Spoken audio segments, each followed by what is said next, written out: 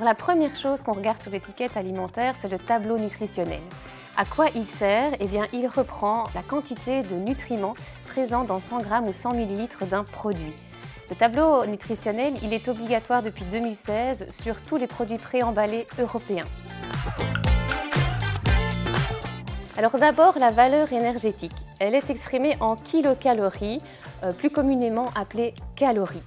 Elle est représentée pour 100 g d'un aliment, mais aussi parfois par portion. Attention que la portion qui est recommandée n'est pas toujours celle qui est consommée. La valeur énergétique, c'est la somme de l'énergie qui est apportée par les glucides, les graisses et les protéines. Ensuite, les matières grasses. Les matières grasses, elles peuvent être soit d'origine animale, soit d'origine végétale. Ce qui nous intéresse, c'est la qualité de la matière grasse. Donc juste en dessous de matière grasse, il est écrit « dont acides gras saturés ». Les acides gras saturés, ce sont les mauvaises graisses qui augmentent le risque de maladies cardiovasculaires et d'obésité. Donc si un aliment est très gras, mais qu'en plus il y a une grosse quantité d'acides gras saturés dedans, on considère que l'aliment n'est pas équilibré. Ici, typiquement, 55 g de graisse dans 100 g d'amandes, on va retrouver seulement 4,2 g d'acides gras saturés. On peut donc conclure que ce produit-là a un profil lipédique qui est intéressant. Alors, les graisses, il faut en manger puisque 40% de notre apport énergétique journalier doit être sous forme de lipides. De préférence des bonnes graisses, donc des graisses polyinsaturées. Ce qui signifie que pour quelqu'un qui doit manger environ 2000 kcal, c'est la moyenne, par jour, il devra consommer 90 g de graisse par jour. Alors ensuite, les glucides. Les glucides, ça reprend les sucres simples et les sucres complexes.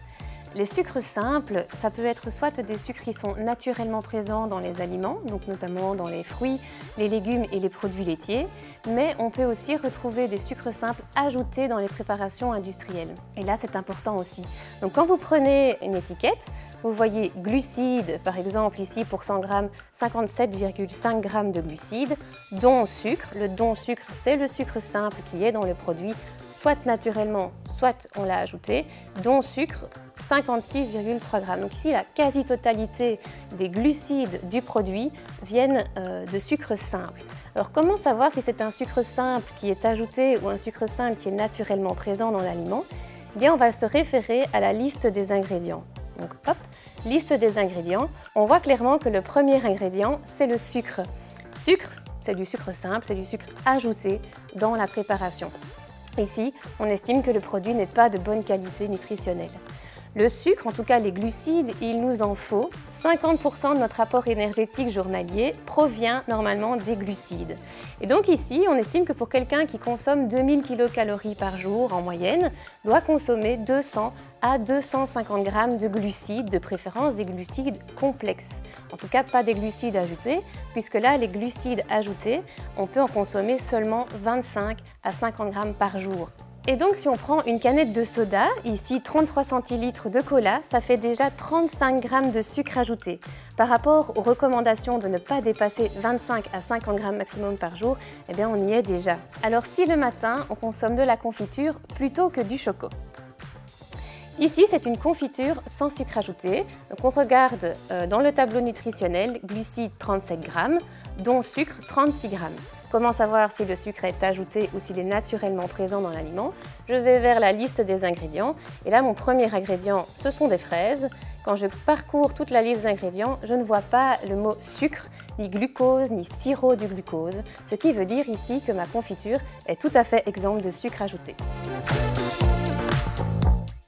Alors ensuite, les protéines, elles peuvent être aussi d'origine animale ou d'origine végétale. Alors si elles sont d'origine animale, on va les retrouver dans les viandes, les volailles, les poissons, les œufs et les produits laitiers. D'origine végétale, eh bien là c'est dans les légumineuses, parfois les céréales complètes ou les fruits oléagineux. Alors nous avons besoin de 1,1 à 1,8 g de protéines par kilo. Par exemple, une femme de 60 kg aura besoin de 66 g à 108 g de protéines par jour, ce qui représente plus ou moins 20% de son apport énergétique journalier. Prenons l'exemple des amandes grillées. Pour 100 g d'aliments, il y a 21 g de protéines. Il faut savoir que dans la viande, on a plus ou moins 20 g de protéines par 100 g de viande. Donc ici, on peut estimer que c'est un produit qui est assez riche en protéines. Ensuite, les fibres alimentaires. Les fibres alimentaires, on les retrouve naturellement dans les fruits, les légumes, les céréales complètes et les légumineuses. Elles sont hyper importantes pour notre santé puisqu'elles vont ralentir l'impact du sucre sur notre organisme, mais elles vont aussi venir nourrir notre microbiote, donc les bonnes bactéries de notre flore intestinale. En mangeant suffisamment de fibres alimentaires, soit 20 à 25 grammes par jour, on s'assure un bon équilibre de la flore intestinale. Dernière catégorie du tableau nutritionnel vient le sel.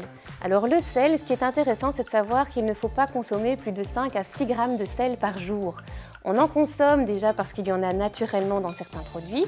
L'industrie alimentaire en rajoute dans les produits industriels et encore, on vient en ajouter en cuisinant les produits. Ce qui fait qu'on dépasse finalement rapidement les 6 grammes de sel par jour.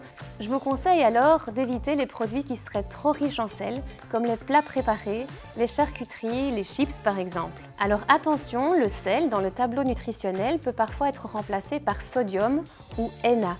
Dans ce cas-là, vu que c'est une seule partie de la molécule de sel, puisque le sel c'est NaCl et là on ne représente que le Na, donc le sodium, il faut faire x 2,5 pour connaître la quantité totale de sel. Alors résumons ici tout ce qu'on vient de vous dire sur le tableau nutritionnel. Prenons du fromage frais. Dans le tableau nutritionnel, pour 100 grammes, on voit qu'il y a 25 grammes de matières grasses. Les matières grasses, on regarde si ce sont des matières grasses saturées ou polyinsaturées. Ici, acides gras saturés, 16 grammes.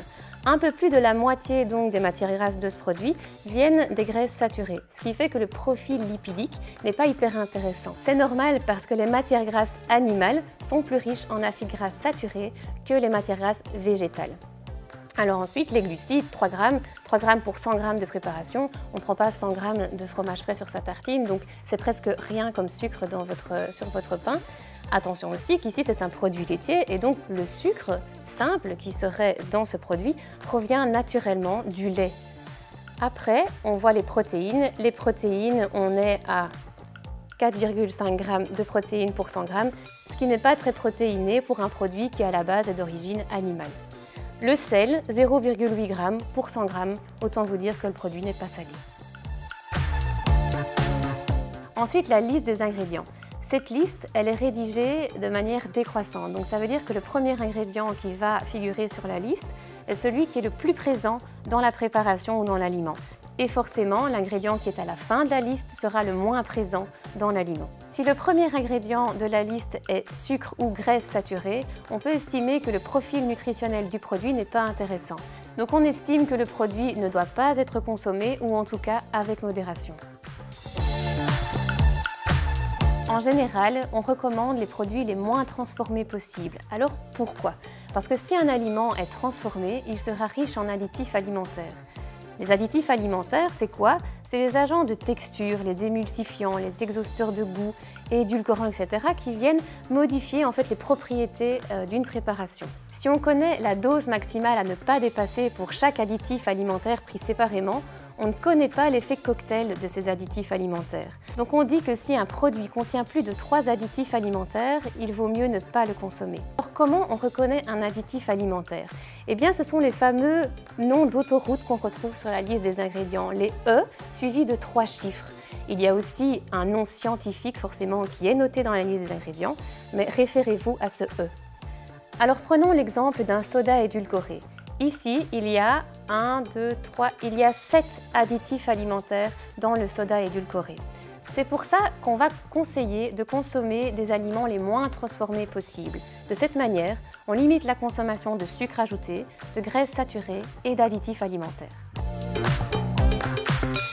Alors, autre notion intéressante sur les étiquettes alimentaires, ce sont les labels. Alors j'en conseille 2. Le premier, c'est Agriculture de Wallonie. Le second, c'est agriculture biologique. J'en profite pour dire aux gens qui souhaitent manger bio que c'est intéressant uniquement si le produit est également local. Il vaut mieux manger local, pas bio, que bio qui vient de hors Union européenne. Alors quels sont les points intéressants à retenir aujourd'hui? Le premier, c'est de regarder la quantité de sucre simple, de sucre ajouté qu'il y a dans une préparation. Et là, il faut se référer au tableau nutritionnel, mais aussi à la liste des ingrédients. Et idem pour les matières grasses non saturées et les matières grasses saturées. On va alors éviter les aliments qui sont trop transformés et donc trop riches en sucre ajouté et en graisses saturées, mais aussi en additifs alimentaires. Plus de 3 additifs alimentaires, on laisse le produit en rayon.